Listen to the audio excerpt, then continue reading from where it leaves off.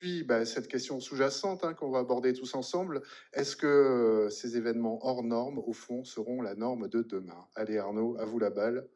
Peut-être on va commencer avec notre hôte. Merci, monsieur le maire. Bon, sans remettre en cause le travail des pompiers, vous avez eu un mot dès le départ de l'incendie en disant que vous auriez bien échangé un train à grande vitesse contre quelques Canadair. Est-ce que vous pensez que Certainement, oui. est-ce que vous pensez que les forces aériennes manquent sur le territoire et en France, plus généralement? Oui, je pense que les Canadair ne sont pas là pour éteindre le feu.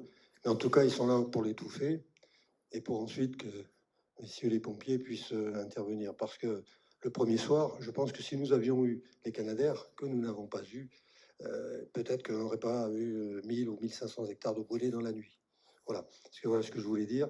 C'est sûr que, est-ce que c'est judicieux de baser des Canadair à Nîmes? Alors je veux bien croire que c'était le sud-est qui brûlait, mais il n'empêche que, si j'ai bien calculé, il faut 1 heure et demie à peu près pour Canadair pour venir ici, autant pour repartir.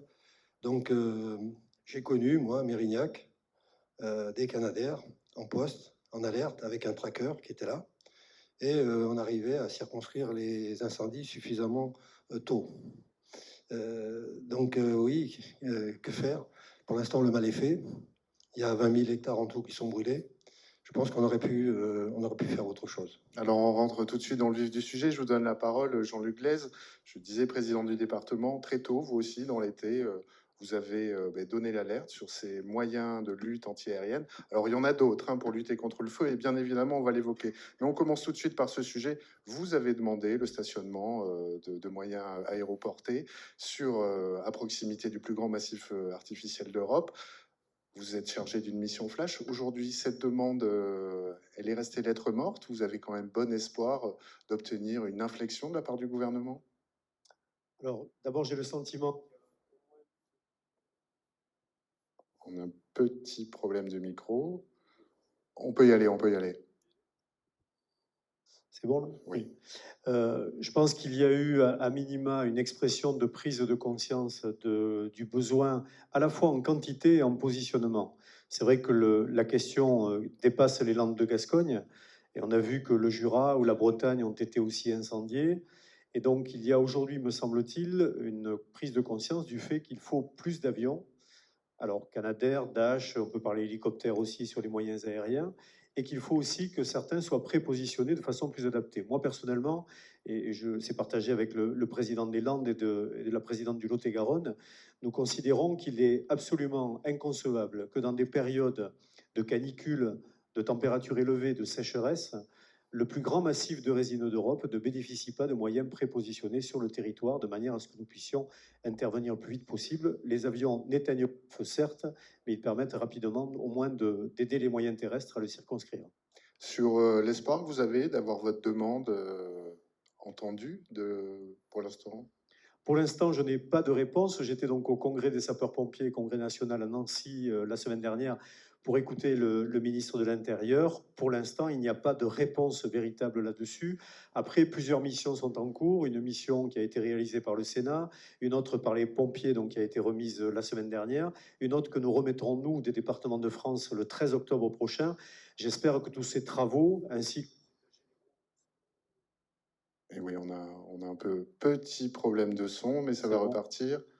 Est-ce qu'on vous entend, monsieur le président? Eh bien, écoutez, on vous a coupé.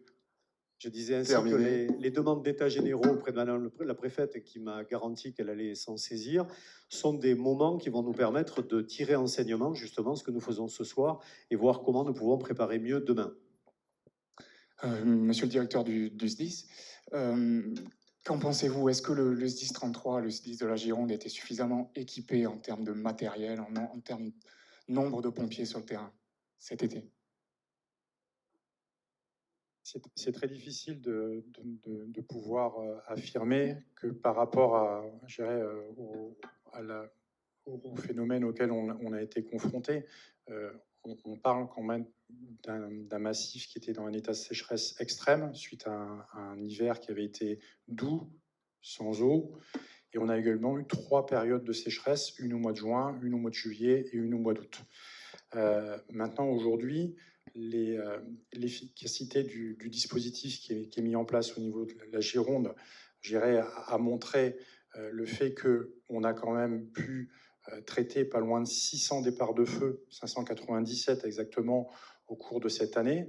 Donc effectivement, on est amené à parler des feux qui ont pris de l'ampleur, et c'est normal, et que derrière, il y a un certain nombre de questions qui se posent, mais en tout cas, l'efficacité et le maillage du dispositif l'a montré, puisqu'en fait, la quasi-totalité des feux ont été éteints, je dirais, de manière naissante. Et pour rebondir sur ce qui a été dit tout à l'heure, même si les moyens aériens n'éteignent pas les feux, ça permet vraiment de les calmer, surtout lorsqu'on est dans des situations de sécheresse extrême, comme on a pu vivre cet été. Alors, monsieur le sous-préfet, la balle est dans votre camp. Vous entendez ces arguments, évidemment, vous êtes sur le territoire. Vous étiez là cet été, vous avez assisté aux premières loges à ces incendies géants, assez hors normes. On va y revenir avec vous. Mais voilà, vous poussez, enfin, on ne va pas vous demander voilà des secrets, mais vous poussez les demandes du président du département, du maire de Landiras. Vous entendez, voilà, que peut un préfet, un sous-préfet dans ce genre de débat? Alors, je vais répondre à votre question, mais avant, si vous me permettez juste de profiter de cette première prise de parole pour saluer la mobilisation collective qu'il y a eu cet été et qui a permis de répondre à cette situation de crise qui était complètement inédite, et vous l'avez rappelé au début, et je pense que c'est toujours important de saluer cet effort collectif de l'État dans toutes ses composantes, des collectivités, de tous les acteurs qui vont s'exprimer, de la population aussi qui est là, et je voulais aussi vous remercier à Sud-Ouest d'organiser ce débat parce que c'est important de pouvoir parler de la suite. Alors la question des moyens aériens, elle est importante, et je pense qu'il faut d'abord aussi rappeler ce qu'il est de l'état des lieux. D'abord pour dire que la France, et ça a été rappelé au cours de l'été, elle a une flotte en moyens aériens de lutte contre les incendies qui est importante, qui est d'ailleurs la plus moderne d'Europe. Ça a été rappelé. Bien sûr, on a tous constaté que c'était insuffisant dans un été comme celui qu'on a connu.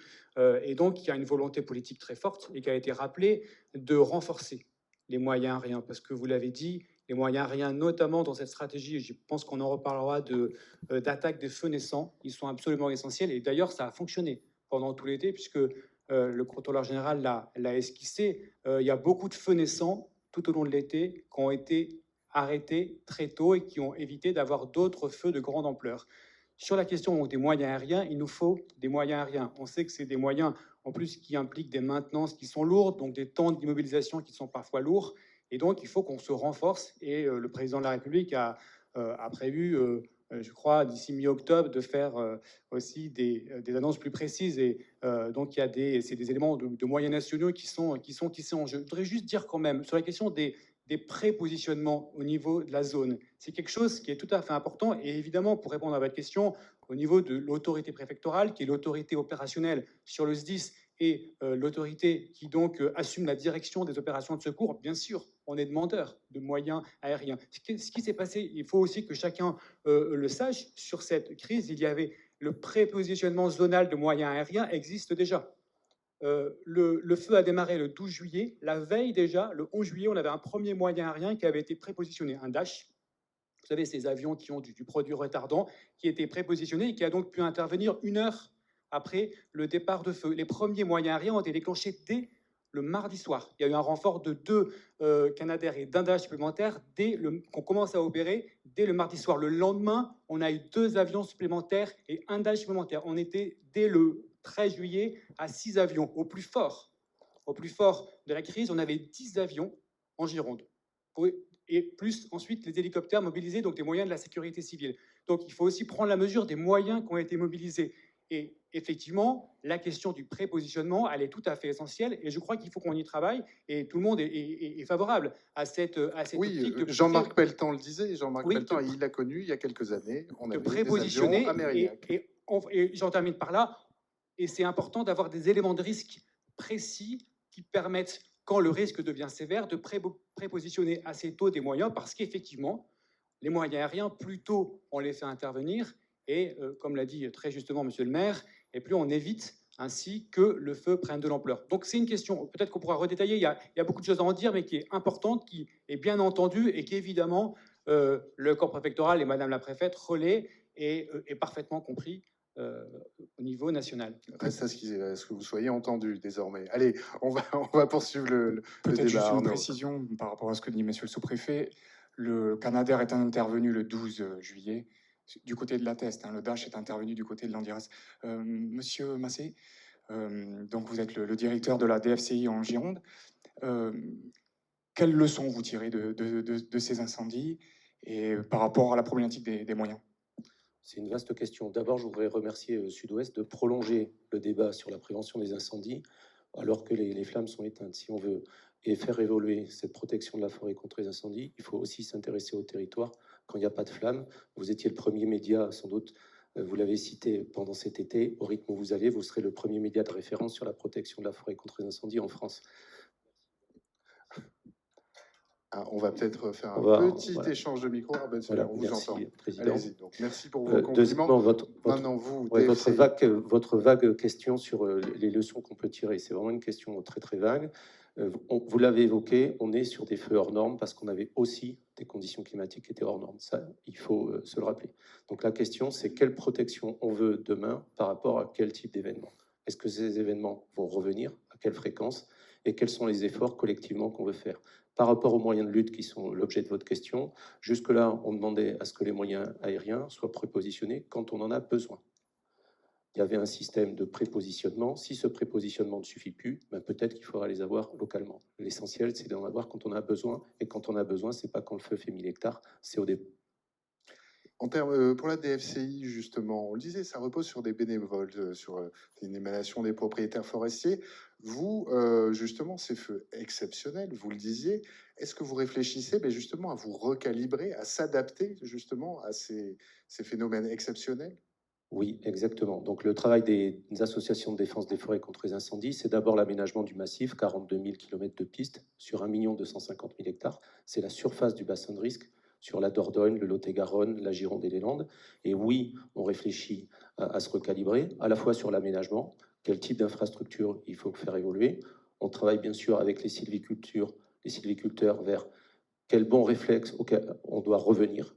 Ne plantons pas d'arbres trop près des routes, trop près des pistes. Est-ce qu'on a suffisamment de points d'eau? Aussi des travaux avec les collectivités sur les obligations légales de débroussaillement. Et par rapport à la mobilisation du bénévolat, si on travaille en temps de paix sur l'aménagement, pendant ces événements exceptionnels, il y a eu un bénévolat qui a été mobilisé, qui a été exceptionnel, à la fois parmi les 2500 bénévoles qu'on a dans les associations de DFCI, mais en plus sont venus les chasseurs, en plus sont venus une grande partie de la population et les agriculteurs. Et ça, tout ce bénévolat, si on veut qu'ils soient efficaces, ils viennent pour aider. Si on veut que leur aide soit efficace, il faut aussi pouvoir les accompagner. Et là, on a besoin de renforcer les structures de DFCI pour accompagner ce bénévolat. Alors, pardon Arnaud, je vais me tourner vers les deux locaux de l'étape, monsieur le maire de Landiras, monsieur le président du département. Cette culture du feu, c'est une culture qui avait un petit peu disparu, puisque on sait, il y a des départs d'incendie tous les ans en Gironde, mais c'est que cette culture du feu massif, c'était relégué au rang de vieux souvenirs, et là, ça a été une espèce d'électrochoc pour vous?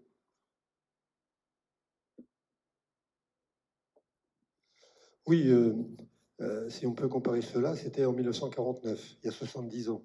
Donc effectivement, c'était un peu passé, pardonnez-moi le mot, mais dans les oubliettes. C'est peut-être pour ça d'ailleurs qu'on a supprimé les canadairs, qui les a mis ailleurs.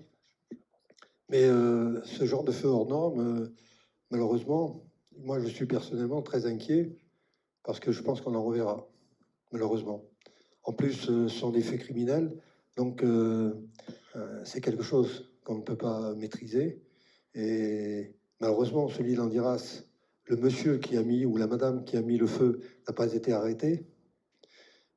Et cet après-midi, je regardais sur Internet sur le responsable du feu, d'un feu en Dordogne. Il a été pris sur le fait, en flagrant délit, 2 ans de prison avec sursis. C'est scandaleux. Alors, c'est un débat, effectivement. Sur cette culture du feu, Jean-Luc Glaise. Tout le monde sait ici que cette forêt est hautement inflammable. C'est la raison pour laquelle aussi donc, les moyens sont réclamés. Ça n'est pas une nouveauté. Nous avons connu les feux. Alors Saint-Jean-d'Iac, c'était beaucoup moins, c'était 700, on est très proche de Bordeaux Métropole avec des inquiétudes. Mais il y a eu le feu de l'Os, je me souviens, moi, dans les années 90, qui avait été relativement important. Le Porge, la Cano, c'est pas nouveau. On va vous donner le micro. Ça n'est pas nouveau d'avoir des feux dans ce massif et de savoir qu'il est que le pin maritime, par définition, est un bois qui peut s'enflammer. Après, la réalité, c'est le feu hors norme, effectivement, qui évoque 49 et qui est lié aux conditions climatiques très particulières que nous avons eues. Donc ça veut dire que ça se reproduira inévitablement, que cette forêt, c'est intéressant parce qu'un des propriétaires sur la Teste avec qui j'ai discuté pendant les incendies me disait, de toute façon, une forêt, c'est fait soit pour être coupée, soit un jour pour brûler. Bon, alors c'est une manière très radicale d'exprimer les choses, mais en tout cas, la réalité d'un feu et de l'incendie sur le massif des Landes de Gascogne, c'est pas une découverte quand on vit dans ce massif et qu'on y est né. Monsieur Vermeulen, une question de chiffres. On a récupéré les données donc de vos services. Vous avez parlé de 600 départs de feu qui ont été traités depuis de cette année en Gironde. Si on considère le département voisin, il y en a eu 4 fois moins, 150 départs de feu. En Gironde a brûlé cette année 30 000 hectares environ. Dans les Landes, 23 fois moins d'hectares ont brûlé. Il y a eu 1200 hectares. Comment expliquer cette différence de surface de forêt brûlée? Alors, je pense qu'il serait intéressant également, mais ce n'est pas de mon ressort, mais s'intéresser également à la fréquence des départs de feu, parce qu'on voit que ce facteur 4, il coïncide également avec la population, puisqu'il y a un facteur 4 à peu près entre la population des Landes et la population de la Gironde. Ces surfaces, elles s'expliquent dès lors où en fait on est sur des feux qui n'ont pas pu être traités pour un certain nombre de raisons, pas pu être arrêtés au départ. Et donc à partir de là, lorsque vous avez des conditions météo avec une température supérieure à 40 degrés, une hygrométrie qui est inférieure à 10%, et bien derrière vous avez un comportement du feu et un comportement du massif qui est peut-être proche d'un certain nombre de feux qui ont été cités, mais en tout cas, je prendrai pour référence sur l'Andiras 2, le fait de parcourir 5000 hectares sur une nuit, c'est du jamais vu. Voilà. Donc, cette explication, c'est la première explication. Maintenant, on a parlé, monsieur le sous-préfet a évoqué les moyens aériens. Il faut savoir que pour les moyens aériens, la stratégie du feu naissant est également utilisée. Ça veut dire que dès lors où vous avez un certain nombre d'avions qui sont sur votre chantier, et bien dès que vous avez un départ de feu sur un autre département, ils sont retirés de votre chantier au profit du feu naissant. Et ce qu'on a eu cet été, c'est que malheureusement pour la Gironde, c'était souvent nous, voire quasiment exclusivement nous, qui avons eu les feux qui ont éclos au moment de la journée. Donc ça veut dire que quand les avions n'étaient pas là, eh ben, le laps de temps pour qu'ils viennent chez nous, c'est nous qui avons dû, entre guillemets, attendre. Et quand on les avait, eh bien souvent, au cours de cet été, ils ont été amenés à être engagés sur d'autres départements ou quelquefois au sein même du département. Maintenant, les questions qu'il faut se poser également, et je pense qu'il faudra regarder sur les différents dispositifs, je dirais, qui permettent d'anticiper et de construire l'évolution des incendies. Il serait intéressant d'avoir des modèles qui soient plus proches, effectivement, de ce qu'est notre forêt, une forêt de résineux, avec des conditions climatiques qui sont très particulières, comme je l'évoquais, 3 sécheresses, des températures supérieures à 40 degrés, une hygrométrie inférieure à 10%. Enfin, il y a eu une pression incendiaire. Oui, effectivement, il y a un certain nombre de feux qui sont d'origine accidentelle, mais pas que. Lorsque, dès le départ, on arrive sur des situations sur lesquelles on a 3 pieds de feu, 2 pieds de feu, ben derrière, ça complexifie forcément l'action des secours. La question qu'on se pose, elle est au service de l'État et à vous, c'est est-ce que les leçons de ce feu, est-ce que ça vous amène à revoir la doctrine que vous aviez d'engagement face au feu? C'est une vraie petite révolution que vous avez dû vous adapter tout l'été à ce feu, on le disait, absolument monstrueux. Aujourd'hui, vous en avez, j'imagine que vous n'avez pas tout à fait terminé, mais vous avez tiré les leçons et il y aura un avant et après l'Andiras? Il y aura forcément un avant et un après 2022. Ça a été dit, je ne crois pas que le réchauffement climatique auquel on est confronté va être de manière binaire et que, en tout cas je l'espère pas, que tous les ans on va être confronté à cette situation. Par contre, effectivement, il faut qu'on se prépare, il faut qu'on tire les enseignements sur le fait d'avoir des feux qui soient plus puissants qu'hier et qui vont avoir un comportement qui est, somme toute, quelquefois différent. Donc oui, les leçons vont être tirées. On a une démarche de retour d'expérience en associant l'ensemble des personnels qui est amorcée. Par contre, il faut pas faire partir le bébé et l'eau du bain. Là, aujourd'hui, on a quand même près de 600 départs de feu qui ont été quasiment tous coiffés au départ grâce au dispositif qui a été mis en place. Donc je dirais que le dispositif de primo-intervenants et derrière de la mobilité qu'on peut avoir avec nos unités, qui est d'ailleurs une technique qui est commune avec l'ensemble des départements qui défendent les Landes de Gascogne. C'est la même technique que les Landes, c'est la même technique qu'en Gironde. On a des formations qui sont communes. Et effectivement, le fait d'avoir des unités véloces qui vont au contact des différentes unités et qui vont au contact dans le massif, derrière, c'est une stratégie qui est payante.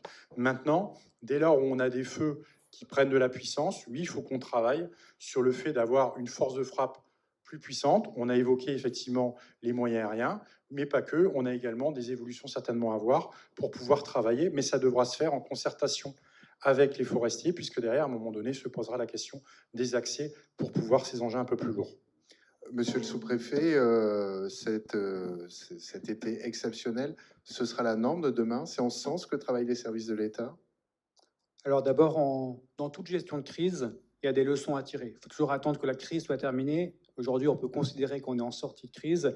Pour tirer des leçons, effectivement, l'État mène des retours d'expérience avec l'ensemble des services qui ont été engagés. Il y a beaucoup de leçons à tirer. Je ne crois pas, pour prolonger ce que disait le contrôleur général, que fondamentalement, les doctrines mises en œuvre aient été invalidées parce qu'on a vu cet été, au contraire, la tactique d'attaque des feux naissants, de traitement des feux naissants, parce qu'on voit les 2 ou 3 grands feux qui sont développés, mais il faut penser à tous ceux qu'on a coiffés avant qu'ils ne se développent. De même aussi que, peut-être qu'on y reviendra, cette stratégie de préserver d'abord toute vie humaine, ensuite tout bien matériel, et enfin d'arrêter la propagation du feu, elle a donné des résultats, vous l'avez évoqué au début, le bilan parle de lui-même par rapport à l'ampleur de ce qu'on a connu.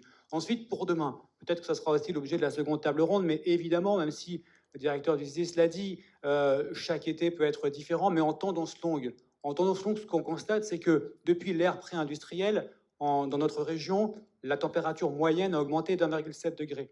En 2050, on peut estimer que ça sera 3 degrés. Et dans ce contexte, donc on a une température moyenne qui augmente. Alors, ça ne veut pas dire que tous les étés sont plus chauds que le précédent. Pour en avoir en 2023, 2024 des étés plus frais que celui-ci. Mais en tendance longue, on a un réchauffement climatique, même si la prévision et les modèles climatiques restent des modèles qui sont toujours perfectibles.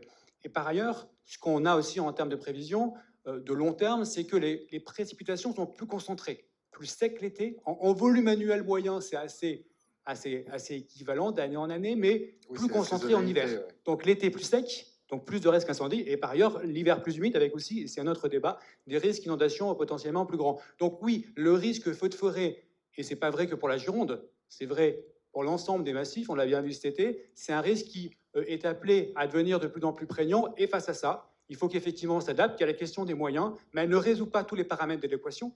Ça, il faut bien le comprendre. Les moyens n'épuisent pas toute la problématique qu'on est en train de traiter, même les moyens aériens.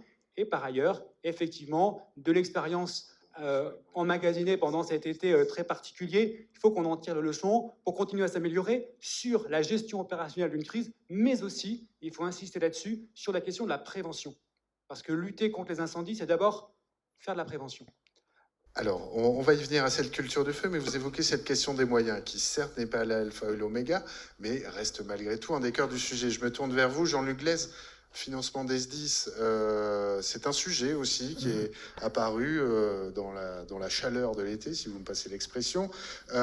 Financement du SDIS, j'ai quelques chiffres pour resituer l'enjeu. En fait, le SDIS en Gironde, c'est tous les ans l'équivalent d'un stade Matmut, c'est autour de 175 millions d'euros qui sont financés par le département pour une grosse partie, 93 millions me semble-t-il. Il y a aussi ce qu'on appelle la part communale. Or là, il y a quelque chose qui coince, Jean-Luc Glaise, c'est-à-dire qu'aujourd'hui, les financements des SDIS, ils sont plafonnés. Cette part communale ne peut pas évoluer. Les demandes que vous avez faites à l'État pour infléchir, augmenter une taxe qui vous est reversée, c'est un mécanisme assez complexe, mais vous serez peut-être beaucoup plus pertinent que moi pour l'exposer. Là, ça coince. Aujourd'hui, les coutures craquent pour financer un SDIS, vous, patron du département de la Gironde.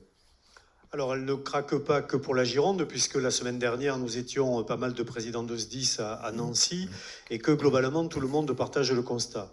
La première demande qui est aujourd'hui effectuée auprès de l'État, c'est la question de cette taxe sur les conventions d'assurance. Tout simplement parce que chaque fois que les pompiers interviennent, qu'ils arrivent à sauver des vies humaines, et ça a été le cas ici, qu'ils arrivent à limiter le nombre d'habitations qui brûlent. Après, on peut reparler des hectares forestiers qui sont relativement conséquents cette année, mais sur les 600 départs de feu, il y a aussi beaucoup d'hectares qui ont été préservés. Eh bien, tout cela fait que le régime assurantiel a moins à financer. Et donc, ce que nous demandons, nous, c'est une part plus importante de cette taxe sur les assurances, parce que chaque fois que le SDIS intervient, c'est ce qu'on appelle la valeur du sauvé. Il faut estimer tout ce qui a été sauvé, qui vient en parallèle de ce qui a été éventuellement touché. Donc cette taxe nous serait importante parce qu'elle permettrait de mieux financer les SDIS pour garantir plus de moyens matériels et plus de moyens humains aussi. Et puis après, effectivement, il y a une loi qui date de 2002 et qui base le calcul du financement des SDIS sur la population 2006. Et nous sommes aujourd'hui en 2022, nous avons gagné 400 000 habitants depuis. Et effectivement, le financement du SDIS n'a pas suivi. Alors, dans des départements qui n'ont pas d'évolution démographique, ça n'est pas un sujet. Mais dans des départements comme le nôtre, nous sommes passés d'1,2 million à 1,6 million d'habitants. Eh bien, ce différentiel, aujourd'hui, commence à peser fortement sur les finances du SDIS. C'est un surcroît d'activité, cette hausse de population pour les pompiers? Oui, de toute façon, l'activité des sapeurs-pompiers suit l'évolution de la population. Donc, dès lors où effectivement on a une augmentation de la population, forcément, on a une augmentation de l'activité des sapeurs-pompiers qui, je le répète, 80 à 85% de notre activité, c'est également du secours d'urgence aux personnes. Monsieur le sous-préfet, je vous ai vu bondir. Non, je voulais apporter quelques éléments de réponse parce que même si ça oblige à rentrer un peu dans la complexité des choses, si on veut bien comprendre cette problématique budgétaire du financement des SDIS, il faut peut-être mettre tous les paramètres de l'équation aussi sur la table. Peut-être que tout le monde ne sait pas effectivement très bien comment c'est financé un SDIS. Un SDIS, c'est essentiellement une gestion décentralisée, donc c'est les collectivités territoriales. Pour l'essentiel, vous l'avez dit, une partie le département et le bloc communal. En Gironde, c'est en gros 55%, 45%. Vous l'avez dit, c'est plafonné par cette loi de 2002. En tout cas, ça n'évolue pas plus que l'indice des prix à la consommation. Mais il y a un mécanisme en Gironde depuis 2019 de contribution volontaire qui fait que, je voudrais quand même le dire, parce qu'il y a beaucoup de maires ici et de peut-être de représentants d'intercommunalité, ce ratio 55-45 n'a pas évolué depuis de nombreuses années. C'est-à-dire que l'évolution des dépenses du département pour financer les SDIS se fait en proportion de façon équivalente que pour le bloc communal. Après, pour s'intéresser à cette question, il ne faut pas regarder que les charges, il faut regarder la question des recettes. Et je voudrais juste dire, s'agissant de cette taxe sur les assurances, la taxe sur les conventions d'assurance, dont une part donc est reversée au département pour financer les SDIS. Cette taxe, elle est très dynamique elle-même. Elle progresse, si on regarde la période 2017-2021, elle a progressé en gros de 3,3% par an, sur une période où l'inflation est assez stable. Et enfin, je voudrais surtout dire un point, parce que je suis parfois un peu gêné par l'argument qui est de dire la population augmente, ce qui est tout à fait valide, hein, et vous l'avez aussi dit, la population augmente, donc il y a plus d'intervention du SDIS, donc il y a plus de dépenses pour le SDIS. Et c'est vrai, mais il faut aller au bout du raisonnement. Il y a plus de population Gironde, donc il y a plus de recettes pour le département de la Gironde. Et quand on regarde la dynamique des recettes, il faut aussi le dire, on pourrait prendre beaucoup d'exemples, c'est mon ancien métier de magistrat financier, il me donne envie de le dire, il y a des recettes, si on prend les DMTO, ces fameux frais de notaire, vous savez, qui sont reversés au département, dont la dynamique est très forte. Et juste pour dire que, en proportion des dépenses de fonctionnement du département de la Gironde, la part versée aux SDIS, elle n'augmente pas. Voilà, donc en fait, il y a une question de financement et l'État, il prendra sa part. Et c'est important, mais je pense qu'il faut mettre tous les paramètres d'éducation pour être assez précis. Et effectivement, il y a des moyens, et l'État met aussi des moyens d'ailleurs dans ces sujets au niveau national, on pourrait y revenir, mais voilà, je pense qu'il faut mettre tous les paramètres d'éducation pour bien comprendre la construction budgétaire. On a compris, on ne va pas partir dans un débat purement budgétaire. Accessoirement, il y a 15 millions d'euros qui vont être dépensés, c'est grosso modo la facture à estimer. Oui, alors justement, ça c'est important. Non, on va passer à autre chose, je suis désolé, on va pas faire... Mais vous voyez, on va refaire des débats, parce qu'on est sur des sujets absolument... Avec monsieur le sous-préfet, on aura des choses à se dire sur le sujet. Bon, très bien. Allez, Arnaud, on passe à un autre sujet. On parlait des moyens, il y a aussi l'organisation sur le terrain. Est-ce qu'il faut imaginer à l'avenir, monsieur Massé, de la DFCI, un commandement commun entre pompiers et DFCI? Est-ce qu'on peut améliorer les choses sur le terrain quand il s'agit de lutter contre des feux hors normes? On peut toujours améliorer les choses après des gestions de risque comme ça. Donc oui, on va y travailler avec les administrateurs de la DFCI, avec le contrôleur général, pour essayer de voir comment on peut optimiser ça. Notamment, je l'ai évoqué tout à l'heure en début d'intervention, il y a une extraordinaire mobilisation à la fois du réseau de DFCI, mais aussi des chasseurs, des agriculteurs et des bénévoles. Par contre, ce qui est important, c'est que cette mise en œuvre, elle soit totalement coordonnée et elle s'inscrive dans l'action de la lutte. Il ne faut pas être contre-productif. Donc oui, on va y réfléchir. Est-ce qu'on va pouvoir aboutir à quelque chose? Je ne vois pas pourquoi on n'y arriverait pas. Il y a d'autres régions françaises où ils y arrivent. Donc il faut aussi se projeter là-dedans. Chacun restant dans sa compétence et dans son métier. Juste une question technique, est-ce que les parcs solaires qui étaient présents sur le périmètre de l'incendie ont servi de point d'appui pour la lutte incendie, ou au contraire ont été un facteur aggravant? Donc il y a un grand débat là-dessus, effectivement, c'est une bonne question. Quand les parcs solaires sont entretenus normalement, on pourrait imaginer qu'en sortie de ces parcs, la puissance du feu est moindre. Faut-il encore que les exploitants de ces zones-là respectent les éléments qui leur sont demandés, notamment en termes de débroussaillement. Et force est de constater que sur l'ensemble des massifs, c'est loin d'être le cas. On va demander votre avis, monsieur le contrôleur général. Les parcs solaires, appui ou cailloux dans la chaussure? C'est compliqué. Voilà.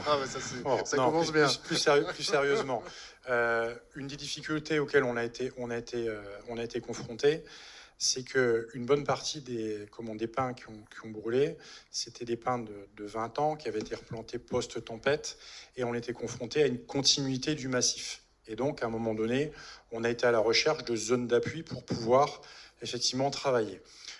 Au même titre qu'on s'est appuyé sur les ouvrages des FCI qui existaient, sur des zones qui avaient déjà brûlé, sur des champs de maïs.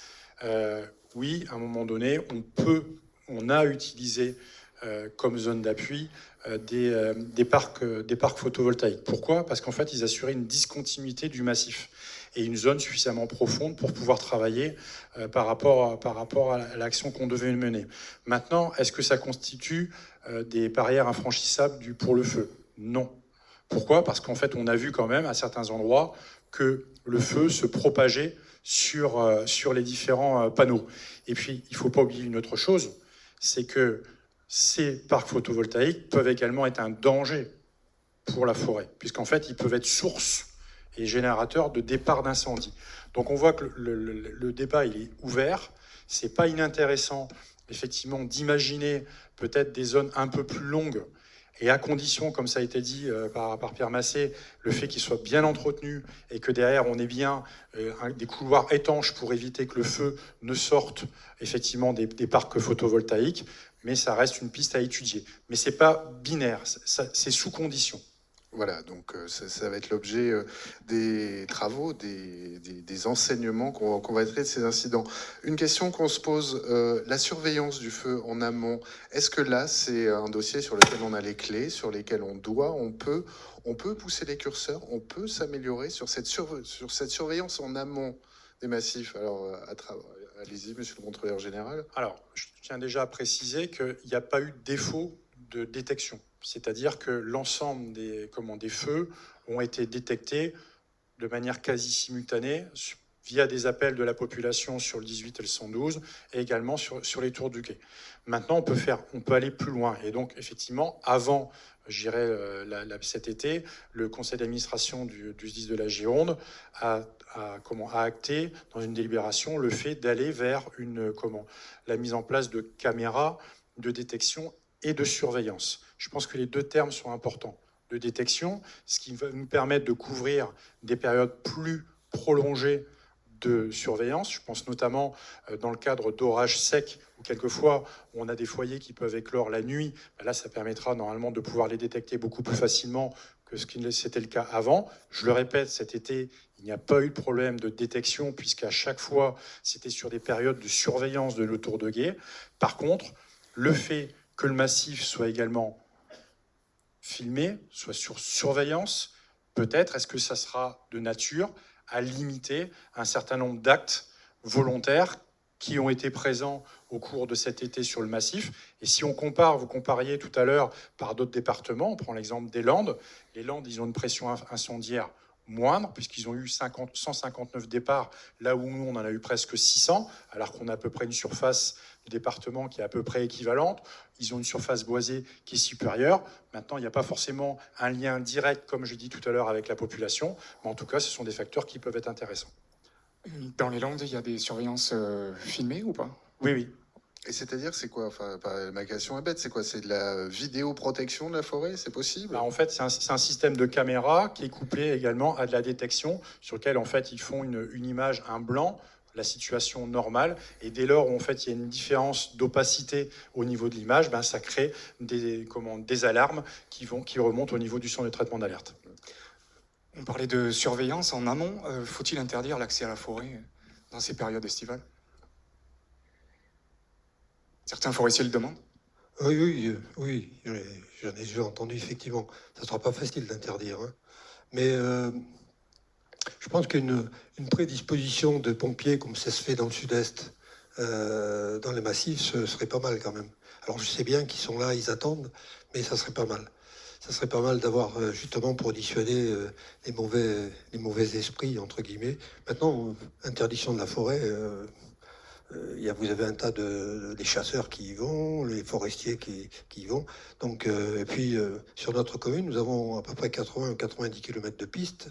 Ça, c'est dommage de leur interdire. Voilà. Je vois Pierre Massé à côté de vous. Pierre Massé, cette question, faut-il interdire la forêt en période de risque?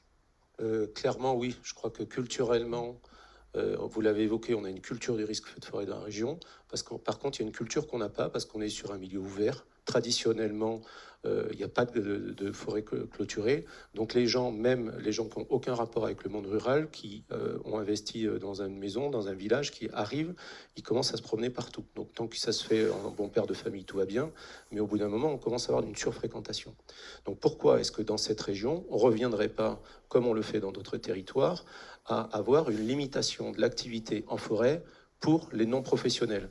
Parce que n'oublions pas, les professionnels de la forêt, les forêts, eux, sont des vigies. Donc, ils contribuent à l'économie, ils contribuent au débroussaillement, donc laissons-les travailler. Mais par contre, les gens qui n'ont rien à y faire, essayons de les sortir. Et on compte sur Sud-Ouest pour arriver à sensibiliser la population. Pourquoi pas demain une météo de la forêt sur Sud-Ouest? Sud-Ouest peut beaucoup, mais Sud-Ouest ne peut pas tout.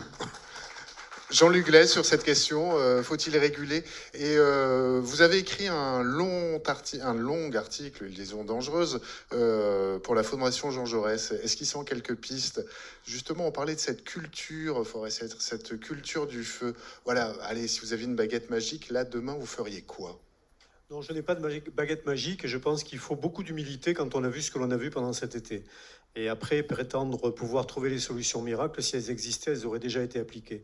En revanche, poser des questions, ça me paraît fondamental. Moi, la question de la prévention en période, c'est toujours la question de la qualification du risque. Lorsque nous sommes en risque sévère, à mon avis, effectivement, il faut éviter absolument qu'à part des personnes dûment autorisées, on puisse garantir la circulation dans la totalité de la forêt.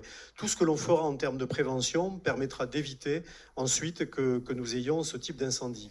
N'oublions pas aussi que nous avons des populations nouvelles qui arrivent sur le territoire, aussi un certain nombre de touristes, la Gironde est très touristique, et que l'acculturation à la forêt est un vrai sujet. Dans le cadre de la mission Flash que nous menons avec les départements de France, nous avons auditionné La Réunion. Et sur l'île de La Réunion, les touristes qui arrivent, ils ont une sorte de petite formation pour devenir des vigies volontaires de la surveillance du feu, d'être capable très vite de signaler, alors là on n'a pas eu de problème d'alerte en l'occurrence, mais de pouvoir très vite être sensibilisé. Il est absolument anormal qu'alors que le panache de feu au bout de 4 jours était majeur ici sur le territoire, le maire de Sauternes en arrive presque aux mains parce que des gens ont allumé un barbecue au bord du Ciron. Ça c'est complètement inconcevable et inadmissible. Donc il faut impérativement qu'il y ait des mesures dans ces périodes de risque sévère.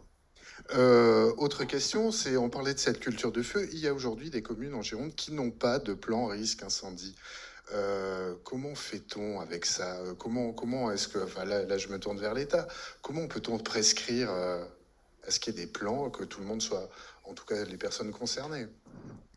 Alors effectivement, j'entends plan de sauvegarde, c'est encore une autre chose, c'est comment on s'organise quand il y a une crise. Plan de prévention en feu de forêt, c'est effectivement un outil qui peut être utile justement pour caler les dispositifs, mais je rejoins ce que dit le président Glaise, qui n'est pas non plus la baguette magique. Parce que la question des restrictions d'accès, elle est essentielle. D'ailleurs, ça existe déjà, puisque quand vous évoquiez tout à l'heure qu'on est repassé depuis dimanche soir en vigilance jaune, la préfecture fait des vigilances, et qu'on arrive en vigilance rouge renforcée, on restreint l'accès au massif. Mais c'est très difficile à faire appliquer. Monsieur le maire a parfaitement raison. Il y a beaucoup de pistes, tout est ouvert. Comment faire quand on a une zone d'exclusion qui est aussi vaste? C'est extrêmement difficile. Et je veux rendre hommage d'ailleurs au travail de la gendarmerie.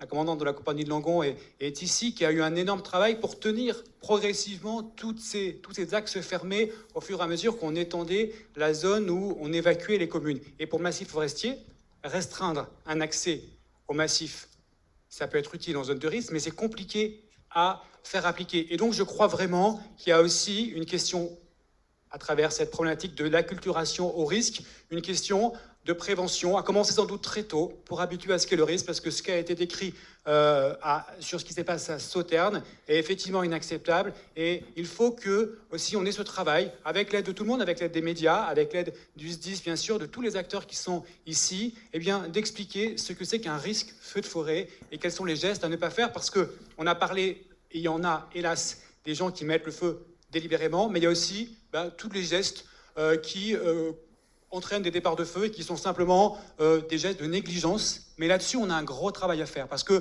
faut pas avoir d'illusion de penser que parce qu'on aura des plans de prévention à jour, parce qu'on aura des grilles plus affinées, c'est certes utile, mais ça n'empêchera pas quelqu'un d'aller faire un barbecue en forêt si on ne contribue pas à cet effort collectif de sensibilisation au risque. Une dernière question, Arnaud, avant de donner la parole au public. Quand est-ce que le feu de l'Andiras sera déclaré éteint? Normalement demain. Demain. Oui. C'est une info que vous nous donnez ce soir? Oui. Bon, eh bien, Voilà. écoutez, voilà, c'est plutôt une bonne nouvelle. Monsieur le maire, j'imagine que Je c'est voulais une... juste faire une intervention sur l'interdiction de la forêt. Je vous précise quand même que le feu de l'Andiras, il est parti d'une départementale. Il n'était pas dans la forêt, hein.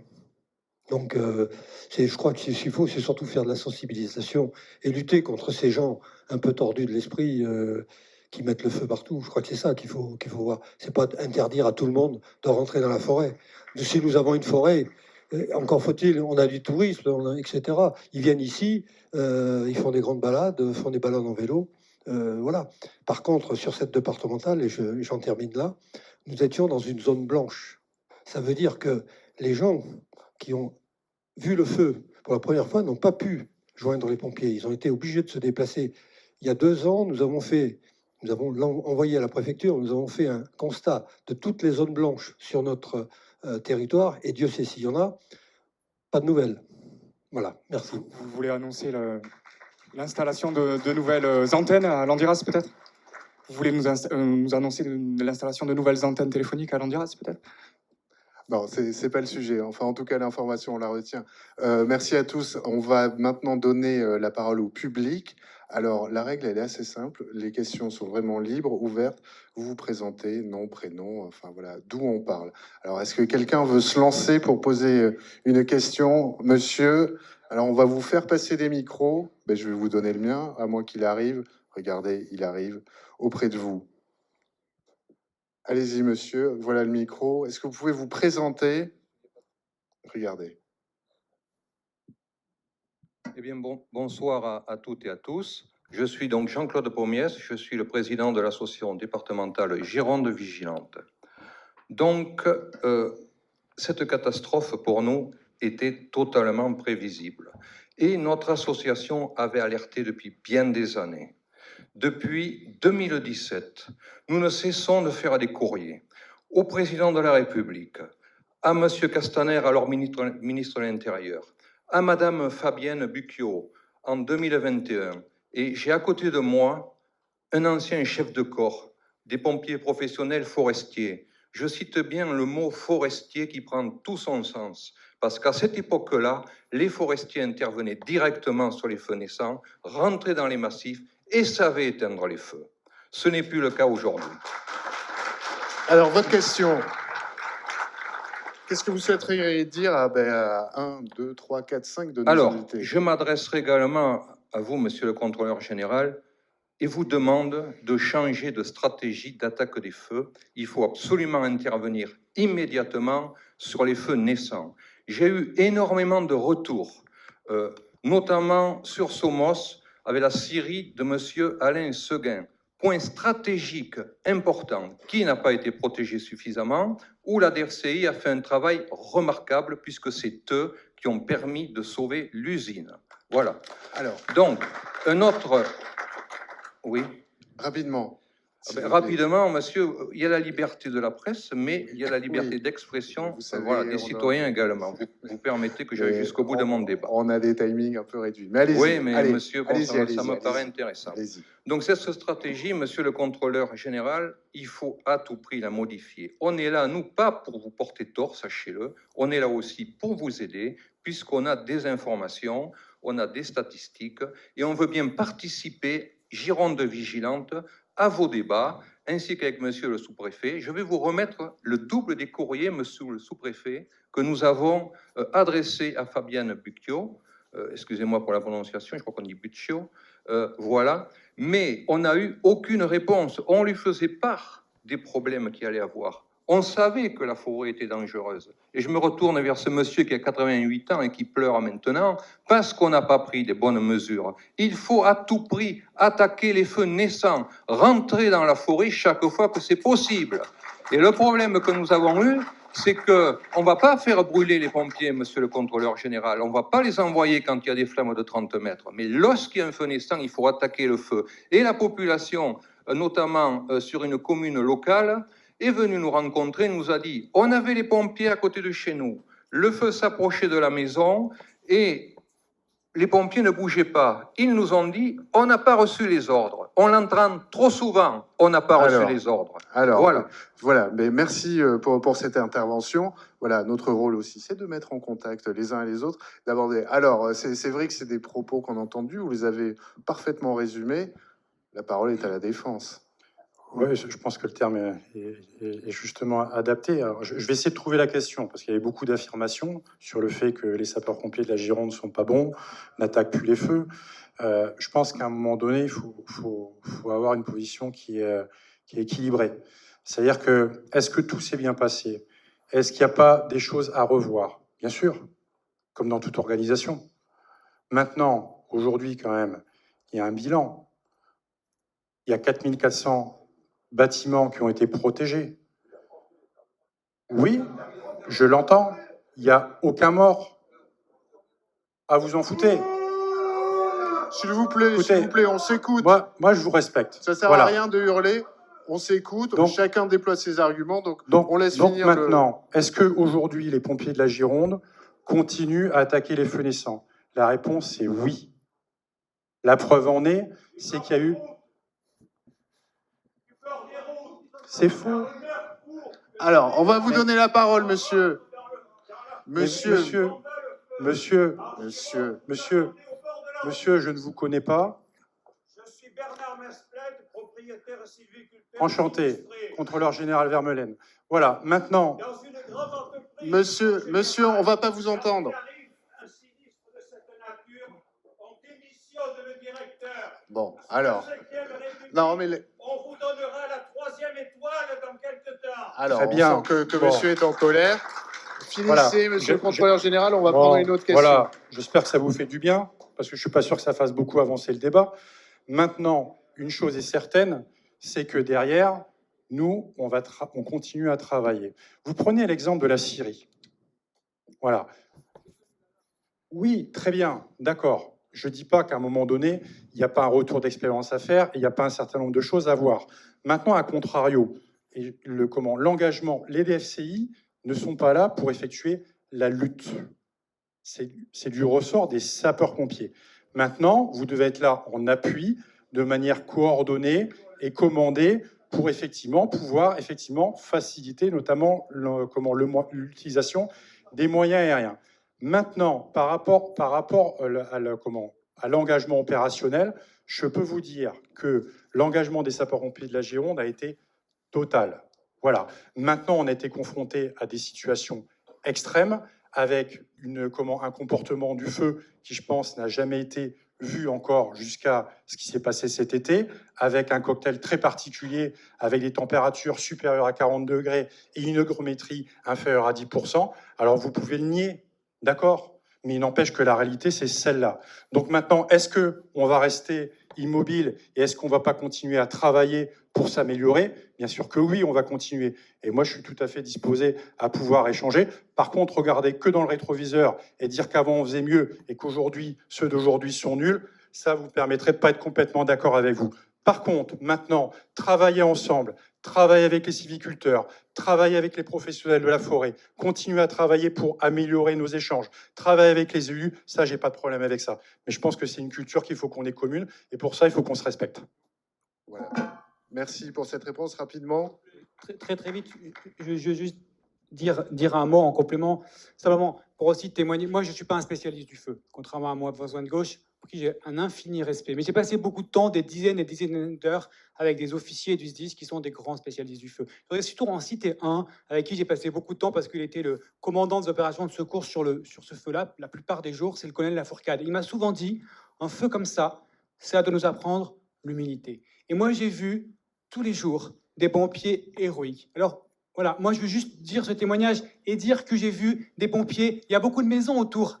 Vous les voyez, vous êtes habités de ce territoire qui ont lutté pour tenir ces maisons, qui ont tenu ces maisons, qui ont passé des nuits dans le feu. Alors voilà, moi je pense qu'il faut dans ces moments chercher plutôt de la solidarité. Il ne faut pas tomber dans l'autosatisfaction béate, évidemment. Et il y a beaucoup de choses à dire. Et le fait qu'il y ait eu 20 000 hectares de brûlés sur ce secteur ici, c'est quelque chose qu'il faut qu'on puisse regarder lucidement. Mais si on commence à aborder le débat dans ces termes-là, je pense qu'on perdra l'essentiel, parce que l'essentiel, c'est de chercher de la cohésion, chercher à s'améliorer. Il y a des acteurs qui peuvent s'impliquer, et le SDIS a pris toute sa part et une grande part tout au long de cet été. Et je pense qu'il faut d'abord le rappeler. Merci. On va prendre une autre question. Madame, vous avez levé le bras. On vous écoute. Présentez-vous. Je m'appelle Dominique Lanus, je suis sylvicultrice et j'ai brûlé à Belin. À propos de Belin, je voudrais dire à monsieur le maire de Belin, je ne sais pas s'il est là, quelqu'un lui transmettra, qu'il pourra bientôt changer le nom de sa commune en Belin-sur-Kharkiv. Des maisons dans des quartiers ont été éventrées. On croirait un bombardement. Voilà, c'est une parenthèse. Je voudrais dire aussi, alors j'aimerais que quelqu'un attrape ça. Vous le faites passer. Voilà, c'est ce qu'on appelle une combustion spontanée de la forêt. Alors allez-y, on écoute votre question. Ma question, est-ce qu'il ne faudrait pas rappeler le rôle de la DFCI qui, contrairement à ce qu'on a entendu, n'éteint pas les feux, mais a un rôle de prévention. Pour moi, un rôle de prévention, c'est être facilitateur des pompiers. Il est impensable qu'on ait fait venir des citernes d'eau de Pologne pour approvisionner les camions de pompiers. Il paraît qu'à Joué, près de Belin, les camions de pompiers n'avaient pas d'eau. Et je les ai entendus dire « il faut garder un peu d'eau au fond de nos camions pour qu'on puisse s'en sortir ». La DFCI doit créer des puits forêts en forêt. La DFCI doit faire des ponts pour traverser les fossés de plus en plus profonds à cause des champs agricoles. Ces ponts ne doivent pas être sous-dimensionnés, c'est-à-dire un minimum sur les voies principales de 9 mètres, même jusqu'à 17 mètres, parce que la nuit, les camions ne peuvent pas tourner. Allez, on vous laisse finir. J'avais noté non, mais autre chose. je crois qu'on a compris voilà. le sens général. L'autre chose, je l'ai déjà dite, je suis opposée aux contre-feux en forêt, parce que les contre-feux, qui a décidé les contre-feux? Existe-t-il aujourd'hui un plan des contre-feux? Combien ont été allumés? Quelle surface a été brûlée par les contre-feux? Et la question, c'est l'utilité des contre-feux. On a vu leur inefficacité ici, et parce que le feu est devenu d'une ampleur incontrôlable. Je demande l'interdiction définitive des contre-feux, parce que c'est une atteinte à l'environnement et qu'il n'y a aucun responsable face à cette situation.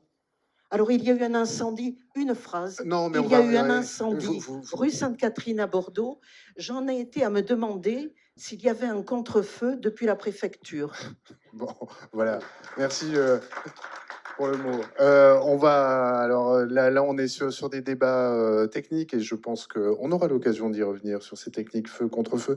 D'abord, Pierre Massé sur la DFCI. Alors, quelle réponse vous pouvez faire à Madame?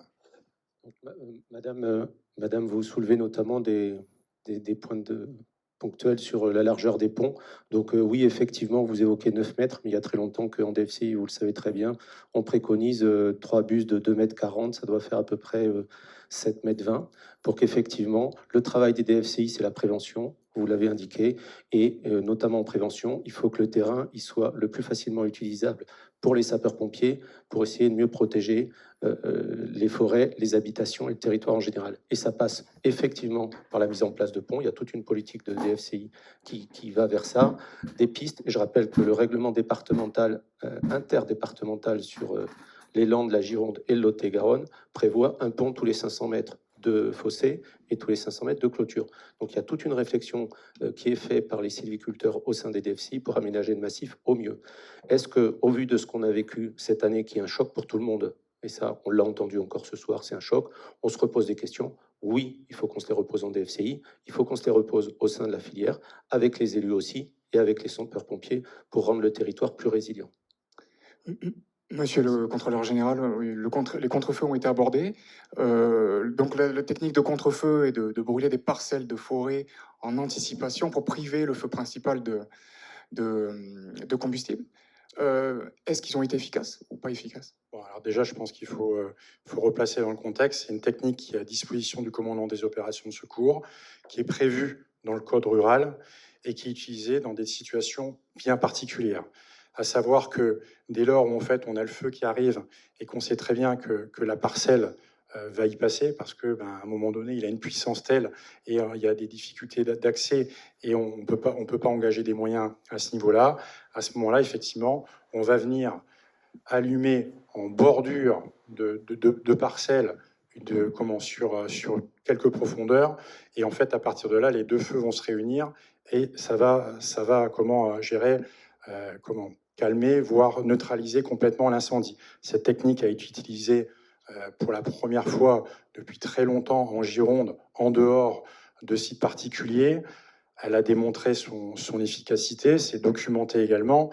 Et je note que d'ailleurs, sur les feux de 89, quand on regarde au sud-ouest, il y avait eu justement un reproche de la part des sylviculteurs et des anciens sapeurs-pompiers forestiers, le fait que les sapeurs-pompiers de la Gironde n'avaient pas utilisé à l'époque ces techniques de contre-feu. Donc en fait, il s'agit d'utiliser cette technique avec parcimonie. C'est bien dans des situations qui sont particulières. Et je suis désolé de vous contredire, mais c'est largement documenté. On ne brûle pas des parcelles entières, on brûle en bordure, justement, pour limiter et calmer le feu. Et je dirais que c'est une technique qui est ancestrale et qui avait été utilisée depuis de longue date. Alors, on a l'occasion d'en débattre. La régie me fait les gros yeux parce qu'on est déjà très en temps. On prend une dernière question rapide et ensuite, on va passer à notre deuxième table ronde. Monsieur. Ah ben, on vous a doublé, cher ami. Trop tard, c'est moi qui ai le micro. Bonjour, Jacques Borde, propriétaire sylviculteur, propriétaire Stans, parti en fumée. De ce débat extrêmement intéressant, il me semble que les sylviculteurs sont totalement oubliés. Or, il ne faut pas oublier qu'ils ont perdu gros, certains très gros, et les sylviculteurs qui eux-mêmes contribuent quand même au financement du SDIS, et d'une façon relativement importante, et Pierre Massé peut le souligner peut-être dans quelques chiffres, mais les sylviculteurs qui sont pour la plupart pas assurés, hein, ils ont perdu très gros. Nous ne sommes toujours pas autorisés à rentrer dans les parcelles du Landiras 2, à Ostens notamment, et j'ai envoyé un courrier, un mail à Madame la préfète qui est extrêmement bref.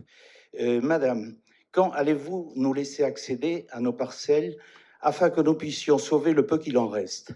Après un incendie, il faut exploiter les bois au plus vite avant que les insectes nécrophages n'attaquent. Alors, monsieur, pardon de vous Allez. couper, mais c'est exactement l'objet de notre deuxième table Ah, ronde. d'accord. Donc, si vous D'accord. avez une question à poser, très bien. Alors, allez-y, très bien. faites-le rapidement. Attendez, je garde encore quelques minutes le micro. Nous étions ici le 9 août à l'invitation de Bruno Lafont, le président de la DFCI. Réunion fort intéressante, il y avait 400 ou 500 personnes, c'était extrêmement intéressant.